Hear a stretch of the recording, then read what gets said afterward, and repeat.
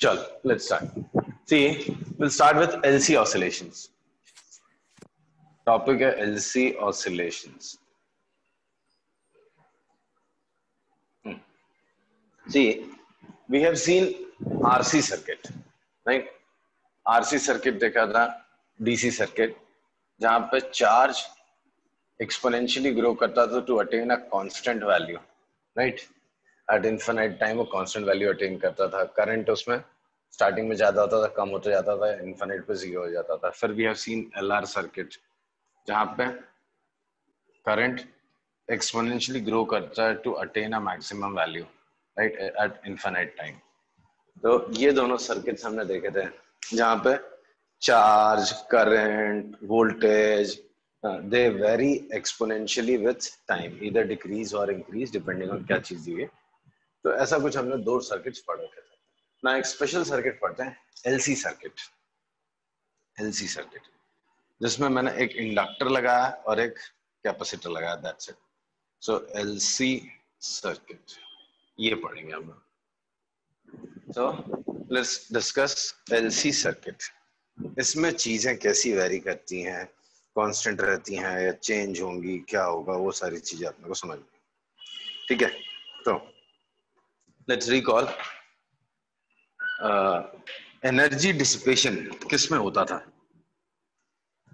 Energy किस में dissipate होती है? रेजिस्टर में. रेजिस्टर में. Does it decreases in a inductor और अ कैपेसिटर? नो सर, वो स्टोर करके रखता है. हाँ, वो स्टोर करते हैं और एनर्जी दे देते हैं.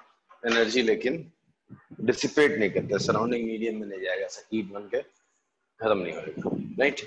ओके. अब let us assume there is a charged capacitor. There is a charged capacitor, fully charged, right? Fully charged मतलब कुछ तो चार्ज है उस पर, ठीक है. ये एक कैपेसिटर है, ठीक है. एक स्विच लगा है. ये एक इंडक्टर है, ठीक है. T equals to 0 seconds पे this is fully charged. मतलब मैक्सिमम जो चार्ज इसको देना था मैंने दे रखा है. कितना चार्ज दे रखा है? Q चार्ज दे रखा है. कैपेसिटी इसकी C है, राइट. इसके अंदर एक इलेक्ट्रिक फील्ड सेट है. Q इसके Q चार्ज है.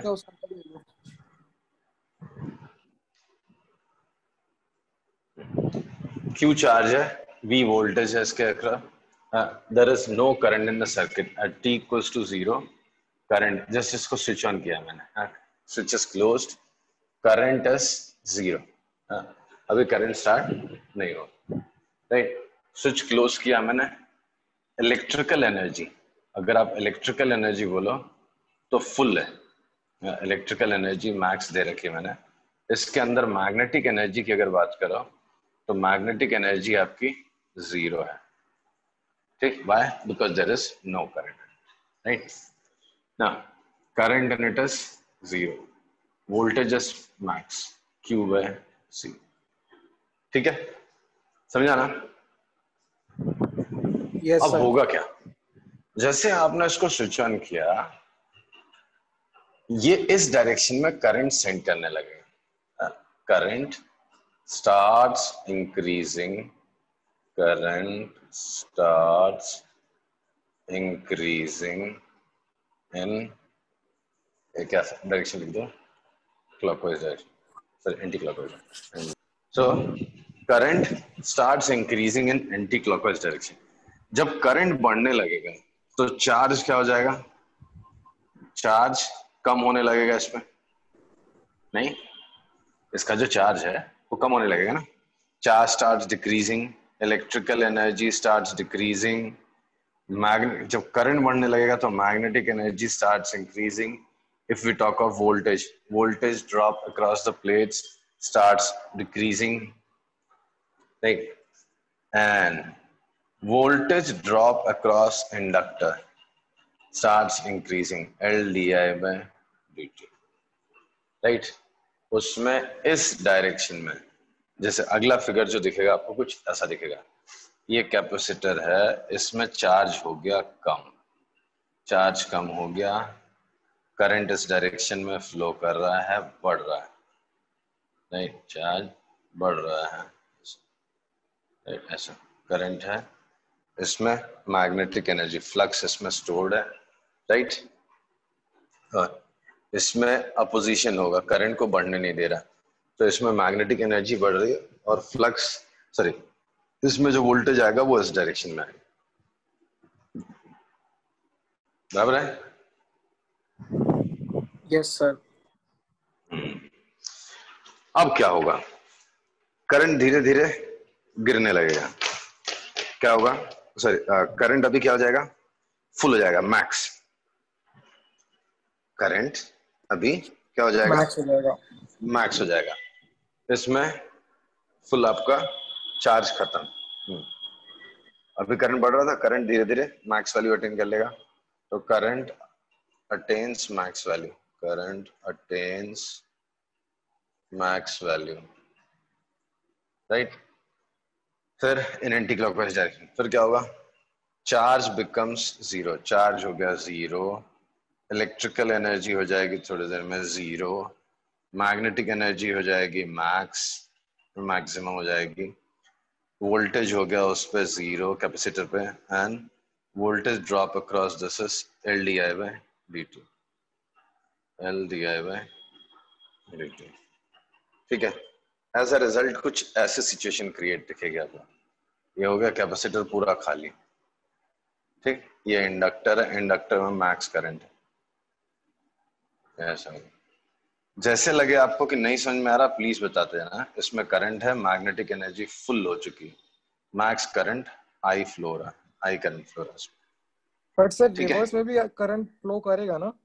क्या क्या क्या, सर रिवर्स में रिवर्स करंट में फ्लो नहीं करंट करेगा क्या इंडक्टर की वजह से?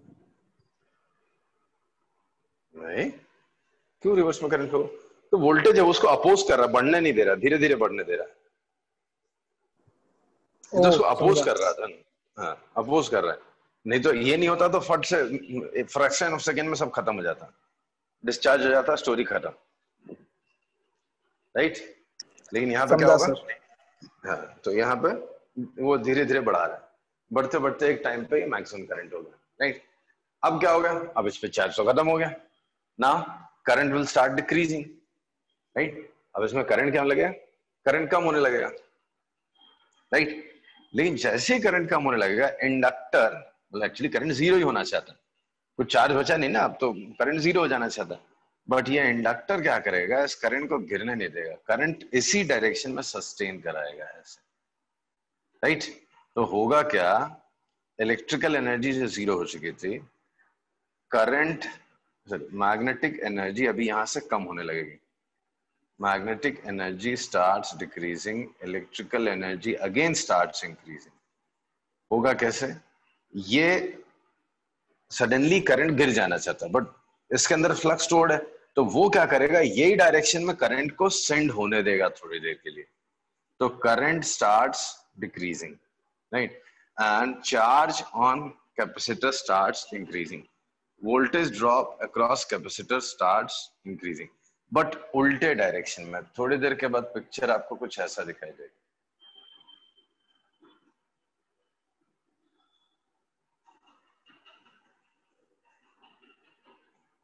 करंट को पूरी तरह से सडनली जीरो नहीं होने देगा, ना तो सडनली बढ़ने देता, ना सडनली जीरो होने देगा, नहीं। सो थोड़ा सा फ्लक्स इसमें बचा हुआ, तो जो इस डायरेक्शन में करंट इसने सेट किया था and now has started decreasing, this inductor will continue sending the current in the same direction, inductor जो है वो उसी डायरेक्शन में करंट को सेंड होने देगा, right, for some time, right. कब तक, जब सर तक इसकी पूरी मैग्नेटिक एनर्जी जीरो नहीं हो जाती, हाँ बोलो, कुछ नहीं। हाँ, उसकी मैग्नेटिक एनर्जी जीरो नहीं हो जाती, तो थोड़ी देर बाद पिक्चर कुछ ऐसा दिखेगा, इसकी मैग्नेटिक एनर्जी खत्म, magnetic energy becomes zero, electrical energy becomes max, electrical energy becomes max, current in it becomes zero, charge becomes max, पूरा फिर से चार्ज हो गया capacitor, charge becomes max, voltage drop becomes max, right, ये हो गया। तो पिक्चर कुछ ऐसी दिखेगी, ये फुल्ली चार्ज हो गया, और अब कोई करंट इससे नहीं फ्लो हो रहा, ये कैपेसिटर फुल चार्ज, ठीक है। तो मैग्नेटिक एनर्जी जीरो हो गई, why there is no current, half L I square zero हो गया। तो half L I square zero होने मतलब आई जीरो हो गया तो half L I square zero हो गया, so there is no magnetic energy stored in the inductor. इसने जितनी इलेक्ट्रिकल एनर्जी थी उतनी इलेक्ट्रिकल एनर्जी फिर उसके पास पहुंच गई, but if you see the direction of polarity, so polarity is reversed. Hello, yes sir. हाँ सर। आ रहा है ना समझ में? यस। नेक्स्ट पिक्चर में क्या होगा, एक कैपेसिटर इस डायरेक्शन में फिर से करंट सेंड करने लगेगा। तो कैपेसिटर क्या करेगा, इस डायरेक्शन में करंट सेंड करने लगेगा। एज अ रिजल्ट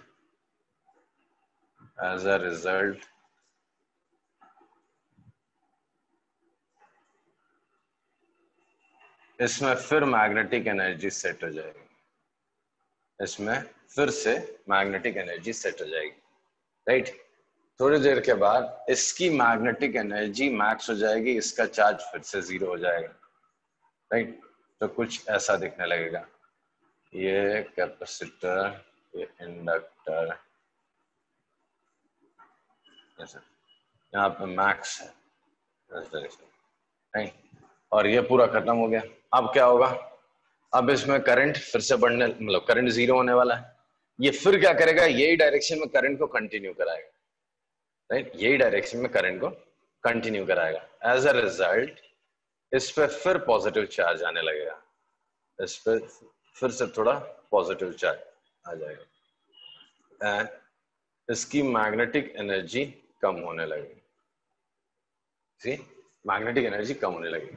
थोड़ी देर के बाद इसकी पूरी मैग्नेटिक एनर्जी खत्म और ये ऐसा हो जाएगा।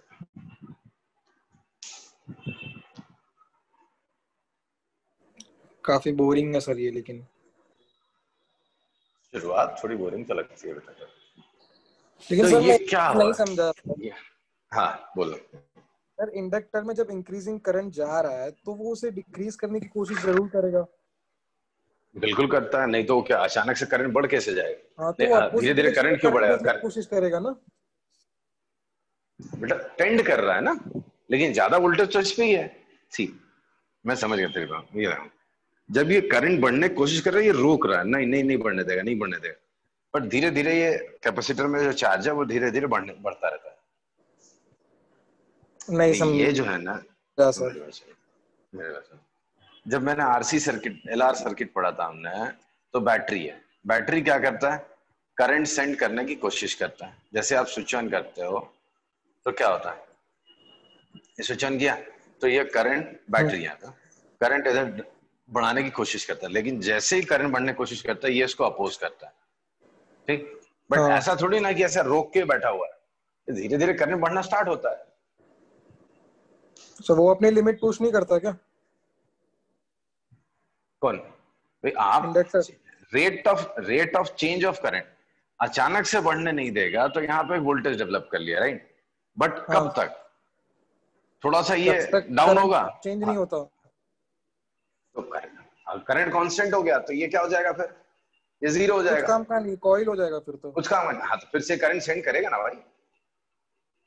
अच्छा समझा सर, ध्यान से, करंट जब तक हाँ चेंज होगा तब तक ही चलेगा वो।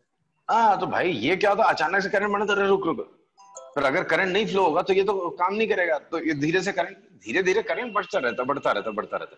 बस इस केस में क्या था, एक्सपोनेंशियली एक कांस्टेंट वैल्यू ले लेता था। क्यों? बिकॉज सेल तो बराबर काम कर रहा है ना, सेल तो कंटिन्यूसली 10 वोल्ट दे रहा है तो 10 वोल्ट दे रहा है। लेकिन यहाँ पे कैपेसिटर क्या है, कैपेसिटर अपनी एनर्जी जब देता है तो करंट सेट होने लगता है, नहीं करंट जो है सेट होने लगता है। लेकिन जब करंट सेट होने लगता है तो उसका वोल्टेज कम होने लगता है ना, थोड़ी देर के बाद कंप्लीटली डिस्चार्ज हो जाता है। ये देखो, ये कंप्लीटली डिस्चार्ज हो गया। मीनवाइल इसमें करंट सेट हो गया। अब करंट तो गिर जाना चाहिए, लेकिन ये फिर उसको गिरने देता है, थोड़ी देर तक और फ्लो कराता है, जितनी उसके अंदर मैग्नेटिक एनर्जी है उसको कंप्लीट करते यहाँ पे इलेक्ट्रिकल एनर्जी बना के स्टोर करता है। तो यहाँ पहुंचते पहुंचते इसका चार्ज, करंट जीरो हो गया और फुली चार्ज हो गया, बट करंट इसी डायरेक्शन जा रहा था तो ये वाला पॉजिटिव हो गया इस बार, राइट। अच्छा फिर ओके। अब ये उल्टे डायरेक्शन में करंट सेंड करने लगता है, तो इसके अंदर मैग्नेटिक एनर्जी बढ़ती है, फुल हो गई, फिर गिरना चाहता है लेकिन ये गिरने नहीं देता, फिर थोड़ी देर ये सिचुएशन हो जाती है। अब क्या होगा, अब फिर से ये सिचुएशन स्टार्ट हो जाएगी, इस डायरेक्शन में करंट सेंड करें, ये ऐसे चलता रहता है। तो इस तरह से current, charge, voltage drop across capacitor, voltage drop across inductor, electrical energy, magnetic energy, all these terms never attain a constant value. यहाँ पे पिछले बार की तरह exponentially बढ़ के एक constant value attain नहीं करते। ये सारी चीजें यहाँ पे sinusoidally vary करती रहती हैं। यहाँ पे क्या होता है, charge, current, voltage drop across capacitor, voltage drop across inductor, electrical energy, magnetic energy vary sinusoidally with respect to time. Sinusoidally with respect to time. Expressions और वो सब हम अभी देखेंगे थोड़ी देर में, राइट? तो यहाँ पे कोई भी चीज एक्सपोनेंशियली ग्रो करके या फॉल होके जीरो नहीं होती, इनफैक्ट ये सिनुसॉइडली वेरी करते रहते हैं। आई बात लेकिन में एक इंस्टेंट पे जीरो तो होगा ही ना? कभी नहीं। क्यों भाई, इसके अंदर जो एनर्जी स्टोर्ड है, किसके अंदर, कैपेसिटर के अंदर। कैपेसिटर के अंदर टोटल एनर्जी कितनी स्टोर्ड है, मैक्सिमम कितनी एनर्जी स्टोर्ड है, फुल चार्ज जो था कैपिटल क्यू था, तो मैक्स, मैक्स इलेक्ट्रिकल एनर्जी कितना हो गया, हाफ क्यू स्क्वायर बाय सी। यही एनर्जी पूरी तरह से हाफ एल आई स्क्वायर में कन्वर्ट हो जाती है, ठीक है। आई स्टैंड्स फॉर, यहाँ पे आई मैक्सिमम करें, फिर क्या होता है, फिर थोड़ी देर के बाद यही एनर्जी फिर इसमें कन्वर्ट हो जाती है, फिर यही एनर्जी इसमें कन्वर्ट हो जाती है। जितना चार्ज इस पे पहुंचा था half Q square by C, जो उसके अंदर एनर्जी थी, that gets converted into magnetic energy half L I square, right sir. फिर वही एनर्जी वापस इसमें कन्वर्ट हो जाती है। लॉस होगा क्यों, मुझे बताओ, किस जगह पे आपको लग रहा है कि लॉस होगा? सर जब एक एनर्जी मैक्सिमम पे होगी तो दूसरे मिनिमम पे होगी। हाँ ऑब्वियसली, तो मिनिमम टू मिनिमम जीरो ही होगी ना? हाँ जीरो हो गई, तब तक मैग्नेटिक एनर्जी मैक्स हो गई, फुल हो गई, फिर ये इसको ये कम होने लगती है। हाँ, ये मैग्नेटिक एनर्जी से हेल्प से इसमें इलेक्ट्रिकल एनर्जी प्रोड्यूस करने लग गया, तो इसने मैग्नेटिक एनर्जी फ्लक्स के हेल्प से। इंस्टेंट पे जीरो तो होती है एक, कोई ना कोई तो। हाँ एक जीरो हो सकती है ना, दोनों जीरो नहीं, मुझे लगा तो बोला दोनों, हाँ दोनों जीरो नहीं, हाँ समझा। तो यहाँ पे ये सारी चीजें सिनुसॉइडली वेरी करती रहती है, ठीक। कोई भी चीज यहाँ पे एक्सपोनेंशियली बढ़ के या कम होके एक कांस्टेंट वैल्यू को अटेन नहीं करते, समझा सर? ओके ठीक है, तो ये कहानी हो गई। तो क्या इसको आप रिलेट कर पा रहे हो? 11th में एक टॉपिक पढ़ा था हमने, सिंपल हार्मोनिक मोशन। नहीं sir, simple harmonic motion, simple harmonic motion में भी कुछ ऐसा ही होता था। एक स्प्रिंग ब्लॉक ऑसिलेटर हुआ करता था, जिसमें एक स्प्रिंग है और एक ब्लॉक है of some mass which is connected. आपने नहीं पढ़ाया सर? ओके, मैं भी पढ़ा देता हूँ। तो स्प्रिंग ब्लॉक ऑसिलेटर या सिंपल हार्मोनिक मोशन करके एक टॉपिक था 11th में, उसमें हमने एक स्प्रिंग ब्लॉक ऑसिलेटर पढ़ा था, where there was a spring in its natural length and there was a block connected to it, right? This was a frictionless surface on which this block was kept. Now energy stored, अब यहाँ पे दो चीजें, एक spring है और एक block है, राइट? दोनों अलग अलग है। अब हुआ क्या, हमने इसको इधर पुल किया था, हमने इसको इधर पुल किया तो स्प्रिंग क्या हो गए, स्ट्रेच हो गए। तो स्प्रिंग में एक फॉर्म ऑफ एनर्जी जिसको हम लोग बोलते हैं इलास्टिक पोटेंशियल एनर्जी, या पोटेंशियल एनर्जी बनके स्प्रिंग के अंदर कुछ स्टोर हो गया, नहीं? हाँ सर। जैसे हाँ जैसे आप सर। आगे जा रहे थे, एक्स था, ठीक है, एक्सेलरेशन धीरे धीरे बढ़ते जा रहा था, नहीं, इधर पे जाके एक्सेलरेशन मैक्स हो गया, वेलोसिटी यहाँ पे 0 हो जाती थी, एक्सेलरेशन मैक्स हो जाता था, यहाँ पहुंचते पहुंचते पोटेंशियल एनर्जी स्प्रिंग की पोटेंशियल एनर्जी मैक्स हो जाती थी, और ब्लॉक की काइनेटिक एनर्जी हो जाती थी 0। 0। अब उसके बाद धीरे धीरे ये इधर आने लगता था, इधर आते आते जब वो अपने मीन पोजीशन पे वापस पहुंच जाता था, यहाँ पहुंचते तो डिस्प्लेसमेंट हो जाता था 0, वेलोसिटी हो जाती थी मैक्स, एक्सेलरेशन हो जाता था 0, पोटेंशियल एनर्जी हो जाती थी 0, काइनेटिक एनर्जी हो जाती थी max.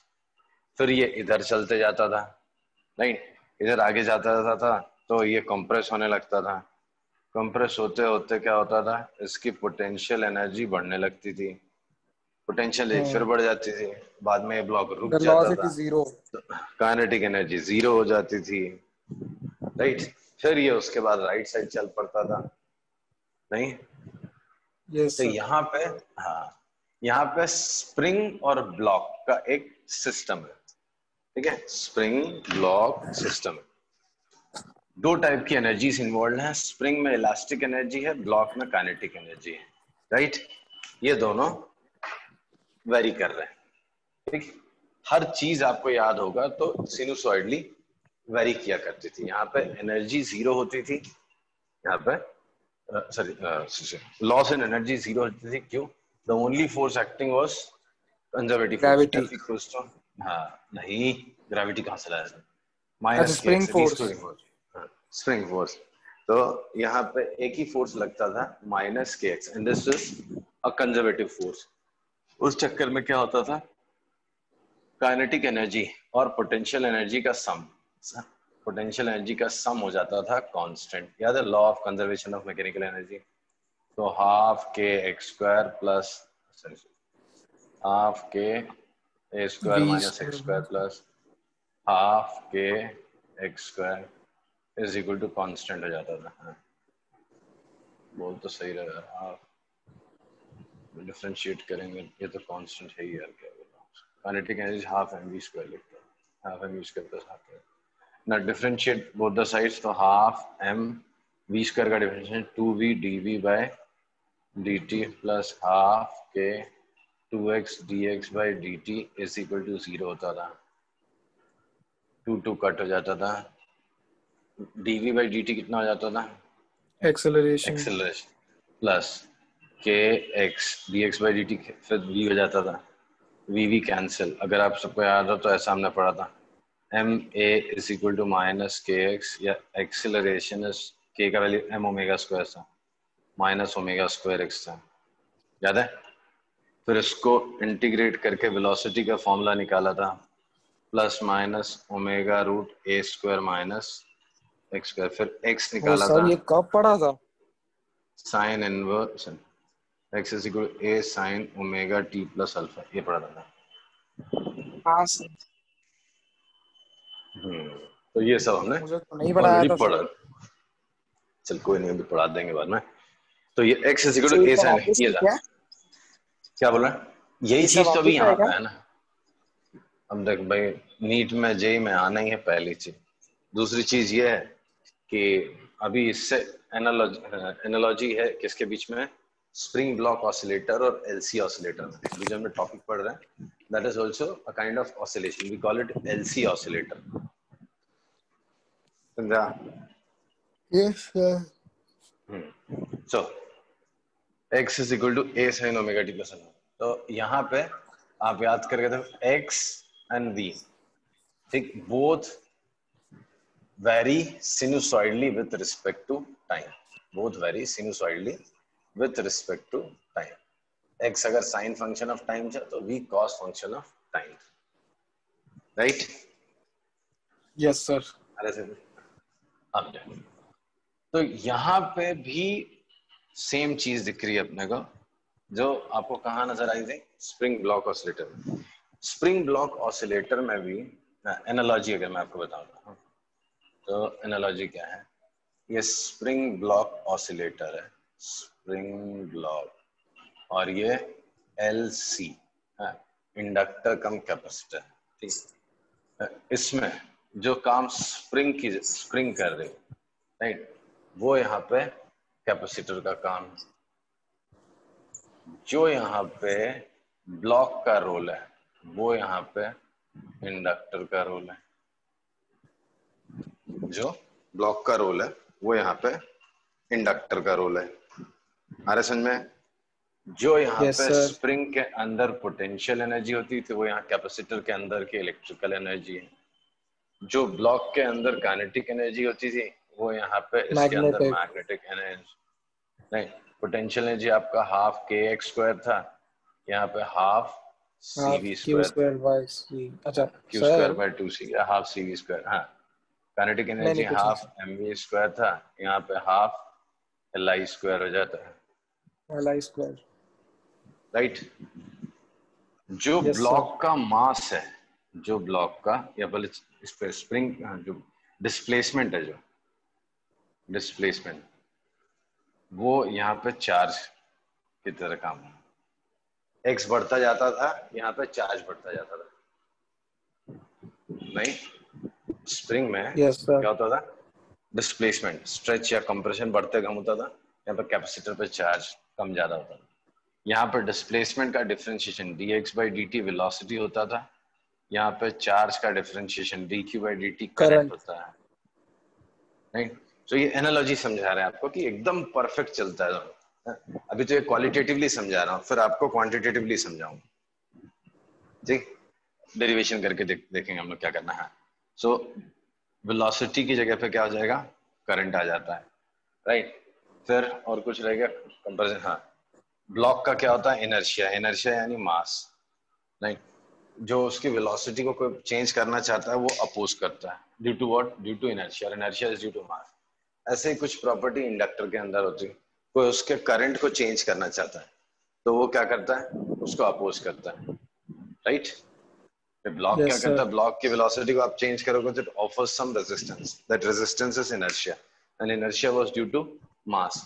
On the same lines, if you tend to change the current in an inductor, then inductor के अंदर एक प्रॉपर्टी होती है वो उस चेंज को अपोज करता है, जिसकी वजह से अपोज करता है उसको क्या बोलते हैं, इंडक्टर। जिसकी वजह से अपोज करता है वो क्या है, इंडक्टेंस। करंट को ओह वाह। अचानक से बढ़ने, क्या बोल रहे हैं, नहीं नहीं कुछ नहीं। करंट को अचानक से बढ़ने या कम होने नहीं देता, राइट। Yes sir. याद है ना, इसीलिए इसको हाँ। इलेक्ट्रिकल इनर्शिया भी बोलते हैं। We call it electrical inertia. अब देखो, ये कैपेसिटेंस की जगह पे क्या है, जैसे डिस्प्लेसमेंट की जगह चार्ज है, वेलोसिटी की जगह करंट है, मास की जगह इंडक्टेंस है। स्प्रिंग का इसका एक प्रॉपर्टी इससे मैच कर रहा है। जैसे ये ब्लॉक होता है मास m और इसका होता है इंडक्टेंस l। कैपेसिटर का कैपेसिटेंस होता है c और स्प्रिंग का एक कांस्टेंट होता है, क्या बोलते हैं उसको, स्प्रिंग के कांस्टेंट को स्प्रिंग स्प्रिंग कांस्टेंट k से कांस्टेंट। डिनोट करते हैं, राइट। स्प्रिंग कांस्टेंट k से डिनोट करते हैं। तो स्प्रिंग कांस्टेंट और इसमें कुछ एनालॉजी है, किसमें, कैपेसिटेंस में। कैन गेस क्या एनालॉजी होगी, देख के एक्सप्रेशन समझ सकता। क्या सर? स्प्रिंग कांस्टेंट और जैसे यहाँ पे जो डिस्प्लेसमेंट है x, वो यहाँ पे चार्ज है, x की जगह चार्ज है q। यहाँ पे जो v है, v की जगह यहाँ पे I है। जैसे यहाँ पे m है, m की जगह पे l है। तो यहाँ पे स्प्रिंग कांस्टेंट होता था, यहाँ पे कैपेसिटेंस आएगा कैपेसिटर सर। का कांस्टेंट होता है, तो कैपेसिटेंस। बस यहाँ पे रिलेशन सेम नहीं है। एनालॉजी में क्या है, C is equal to 1/Ki। Oh inverse में। हाँ, C की जगह पे 1/K है। वो आया कहाँ से, वो जो हम लोग क्वांटिटेटिव एनालिसिस देखेंगे, अभी तो जस्ट डिस्कस कर रहे हैं कि होता क्या क्या ना, डेरिवेशंस देखेंगे तभी आपको समझ में आएगा कि C की जगह पे 1/K की। यहाँ से भी दिख सकता है, ये देखिए x है, हाँ यहाँ से भी दिख सकता है C। सर आपका हाफ एल के और एक्स सी स्क्वायर, दोनों सेम ही दिखता है सर। ये तो पुरानी बीमारी है, क्या करें।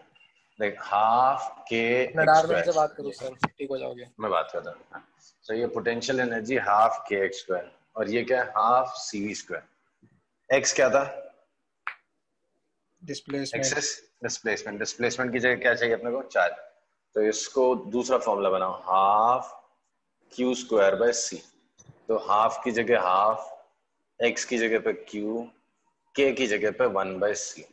तो स्प्रिंग कांस्टेंट और इसका एनालॉजी क्या है, सी की जगह पे 1/k। समझा सर। समझा? Yes sir. Okay. Now LC oscillations quantitatively, जैसे आपने 11th स्टैंडर्ड में फॉर्मूले बना बना के देखे थे, किसके, डिस्प्लेसमेंट के, वेलोसिटी के, एक्सेलरेशन के, वो सब बना बना के देखे थे। अब हम लोग यहाँ पे चार्ज के, करंट के, oh voltage sir drop no. Across inductor, उनके एक्सप्रेशंस बना के देखेंगे। वी कॉल इट, टॉपिक को हम लोग बोलेंगे LC oscillations quantitatively, LC oscillations quantitatively. See, ये सब टॉपिक से कुछ भी एग्जाम में आज तक आया नहीं, बट बहुत अच्छा। इंटरेस्टिंग टॉपिक होगा। ये आपको इतना नेचुरली रिलेट करा देगा ना, मतलब ऑल्टरनेटिंग करंट में उतरने के लिए सबसे आसान है मेथड। अपना एनसीईआरटी में इसको बहुत ज्यादा वैल्यू नहीं दिया है, लास्ट में थोड़ा सा एक पैरा दो पैरा लिखा हुआ LC oscillations, but trust me, this should be the beginning of the chapter. Relate करके दिखाऊंगा मैं आपको। सॉरी। हाँ ठीक है sir, very excited sir. So LC oscillations quantitatively, जैसे स्प्रिंग ब्लॉक ऑसिलेटर में हमने देखा था क्या, electrokinetic energy plus potential energy constant था, बराबर। अभी निकाला था जो half M V square plus half K X हाँ स्क्वायर सर याद है। वॉज कांस्टेंट, डिफरेंशिएट किया, सब निकाला, तो क्या मिला था, एक्सेलरेशन। तो सॉरी क्या था, एम ए minus K x bye M. Plus के एक्स इज इक्वल टू 0। तो ए इज इक्वल टू माइनस के बाय एम इंटू एक्स। इसी को हमने बाद में ओमेगा स्क्वायर लिखा था, ठीक है, के बाय एम की जगह ओमेगा स्क्वायर लिखा था। इसी को सॉल्व करते करते हमने फॉर्मूला बनाया था डिस्प्लेसमेंट का। डिस्प्लेसमेंट हमने लाया था x is equal to A sine omega T omega T. Plus alpha लिखा था, ठीक है, याद है ना। Yes okay, sir. अगर alpha stands for initial phase, ये बताता था कि स्टार्टिंग कहां से। अगर स्टार्टिंग में आप मीन पोजीशन पे हो तो अल्फा को 0 ले लेते थे। अगर स्टार्टिंग आप टाइम देखना कहां से चालू कर रहे हो, जब आप एक्सट्रीम पे, तो अल्फा का वैल्यू 5/2 डालते थे। अब देखो, in LC oscillator magnetic energy plus electrical energy मिला के क्या है, कांस्टेंट है। Why, there is no energy dissipation, why, there is no resistance, series circuit में कोई रेजिस्टेंस नहीं है, as a result there is no loss in energy, there is लेकिन कुछ नो, एनर्जी, अच्छा नहीं रेजिस्टेंस तो है नहीं इसमें, तो कोई चांस ही नहीं है। कोई चांस ही नहीं, रेजिस्टर ही नहीं है। जब रेजिस्टर नहीं है तो एनर्जी डिसिपेट कौन कराएगा, आई स्क्वायर आर है ही नहीं ना इसमें, यस सर नहीं है। राइट। तो क्या होगा, एनर्जी टोटल हो जाएगी constant, constant. Right, total energy हो गई कांस्टेंट। तो half L I square, mechanical energy half L I square plus half Q square by C is constant. Let's differentiate both the sides with respect to time, देखते हैं क्या आता है।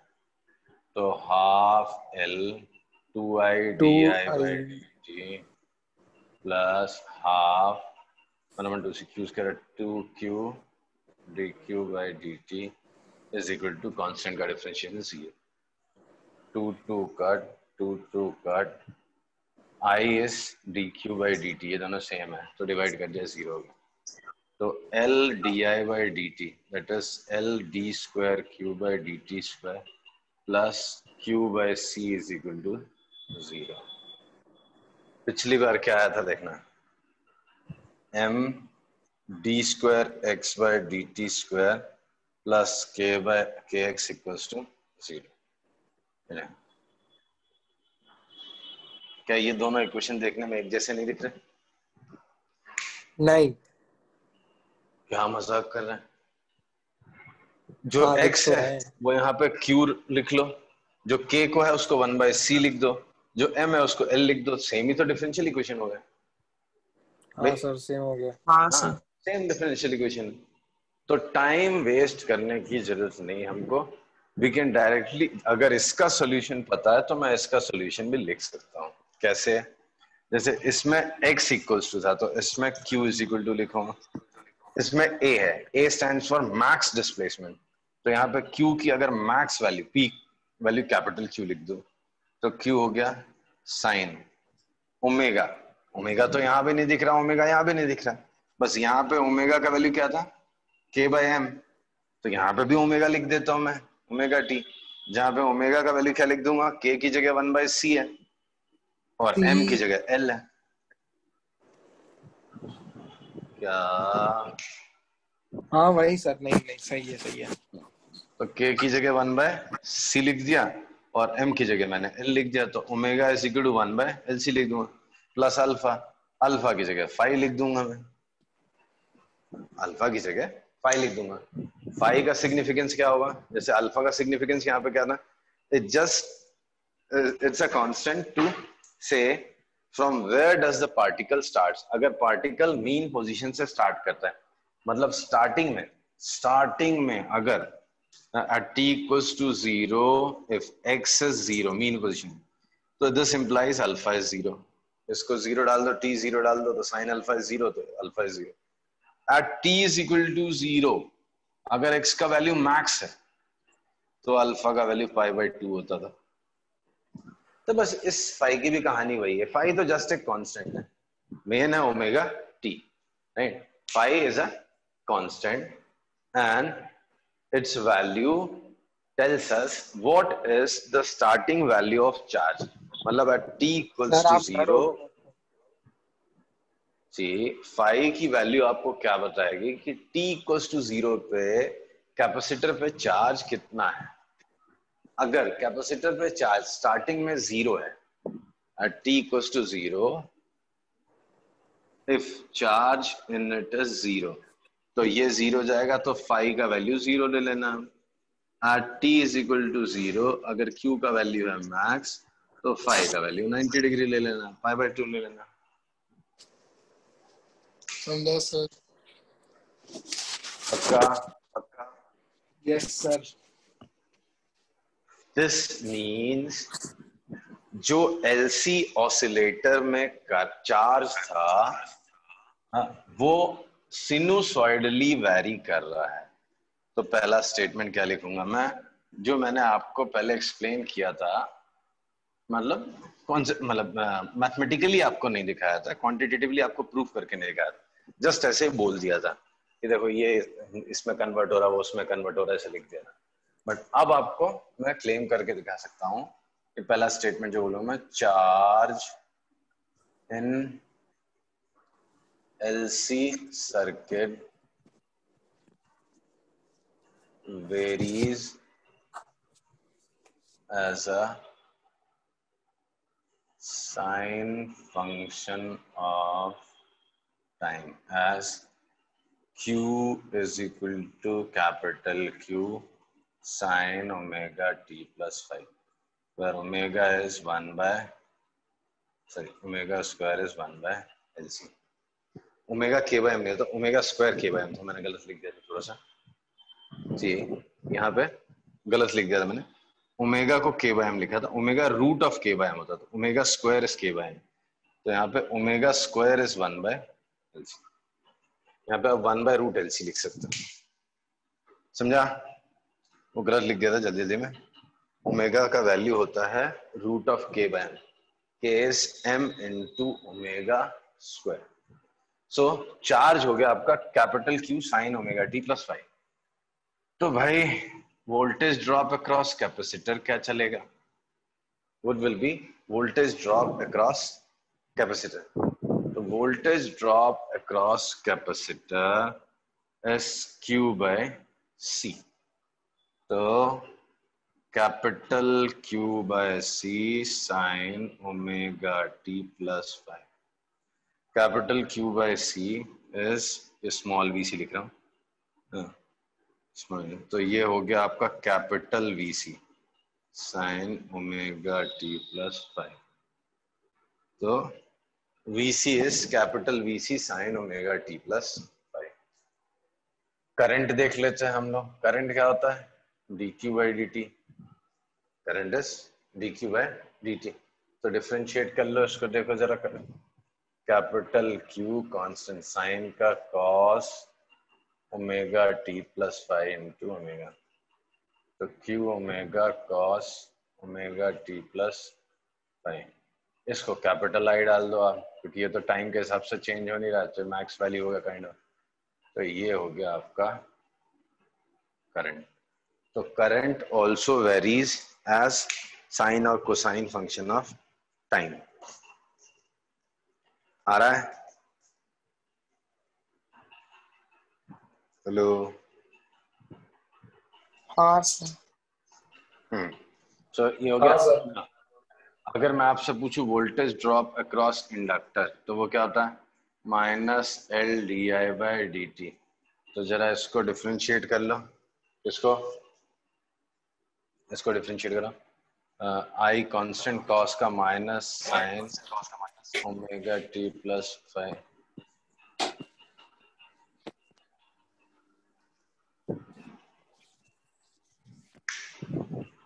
So omega Li, these are peak, मतलब constant values. तो capital VL लिख देता हूं मैं, sign omega T plus five. तो ये सारी चीजें सिनुसॉइडली वेरी कर रही हैं। कौन सी? Charge, voltage drop across capacitor and current and voltage drop across inductor. ठीक है, आई बात समझ में? अब इनके वेरी करने की फ्रीक्वेंसी क्या है? एंगुलर फ्रीक्वेंसी क्या है? वही जो भी हमने पिछले बार देखा था। तो एंगुलर फ्रीक्वेंसी हमको निकालना है, राइट? हेलो। हाँ सर। हाँ सर। तो एंगुलर फ्रीक्वेंसी निकालना है, तो डी मुझे ओमेगा का एक्सप्रेशन निकालना है, जो हमने मालूम है 1/√LC आने वाला है। तो एंगुलर फ्रीक्वेंसी कैसे निकालेंगे? ऐसे स्टार्टिंग इक्वेशन क्या थी हमारी? D square Q by D T square M L D square Q by D T square plus ना Q by C is equal to 0। बराबर? हेलो। हाँ, अब Q की वैल्यू कितनी थी? Capital Q sine omega T plus five. दो बार differentiate कर दो, तो D square Q by D T square क्या हो जाएगा? माइनस आ जाएगा साइन का कॉस, कॉस का sine, Q into omega square sine omega T plus five. ये इसका सोल्यूशन है। तो ये इसमें दोनों में डाल दो, तो क्या आता है देखो, L minus Q omega square sine omega T plus five. यहाँ पे सब्सिट्यूट प्लस क्यू, कितना है? Q sine omega T plus five upon C is equal to 0। ठीक, तो Q sine omega T plus five, Q sine omega T plus five is 0। बचा क्या? Minus omega square L plus 1/c is equal to 0। So omega square is 1/LC. Omega is 1/√LC. So omega square का value हो गया 1/LC. Omega is 1/√LC. ठीक है? So omega का value कितना आ गया? 1/√LC. ओके? Yes sir. अब energies पे आ जाते हैं हम लोग। एनर्जी कांस्टेंट होंगी या वेरिंग होगी, वो देख लेते हैं। तो एनर्जी, इलेक्ट्रिकल एनर्जी क्या होगी? Electrical energy at any instant is one half Q square by C. U से डिनोट कर देता हूँ, हाँ, है ना? Q square by 2c। Q का वैल्यू कितना है? Capital Q sine omega T plus 5 upon 2c। ये हो गई आपकी इलेक्ट्रिकल एनर्जी, मैग्नेटिक एनर्जी कितनी हो जाएगी? Magnetic energy half L I square. Half L I square, half L I square, ठीक। तो magnetic energy is half L I square. तो ये देखते हैं निकाल के, आई का वैल्यू कितना आता? करंट कितना आता? क्यू को डिफरेंशिएट किया था हमने, क्यू ओमेगा कॉस मिलने, तो Q square omega square cos square omega T plus 5। तो ये हो गया आपका क्या, ये आ गई आपकी मैग्नेटिक एनर्जी, ठीक है। अगर मैं मैक्सिमम इलेक्ट्रिकल एनर्जी की बात करूं, यूई मैक्स, वो कितना होगा? मैक्सिमम इलेक्ट्रिकल एनर्जी, इसकी वैल्यू 1 हो क्यू जाएगी, square by 2c। Q square by 2। Maximum magnetic energy कितनी हो जाएगी, जरा देख के बताता हूँ। Q half Q L square omega Q square L square by 2। W omega square. तो do you think both of them are same? No. Yes, because अरे omega square is 1 by LC. मैं अभी जस्ट प्रूफ करके दिखाया, omega square is अच्छा 1 हाँ by हाँ LC। Same है सर, सेम है। तो क्यू स्क्वायर L by 2 और omega square value 1 by LC, ये दोनों सेम है, तो क्यू स्क्वायर by 2c। तो UV max is same as UE max। वही ब्यूटी एक्चुअली ऑफ फिजिक्स। जितनी इलेक्ट्रिकल एनर्जी थी वही ट्रांसफर हो जाती मैग्नेटिक एनर्जी में, जितनी मैग्नेटिक एनर्जी थी पूरी की पूरी ट्रांसफर हो जाती इलेक्ट्रिकल एनर्जी में, राइट? यस आज सर। में ठीक है। तो ये हो गई कहानी आपके एलसी ऑसिलेशंस, क्या in analogy between LC oscillations and spring block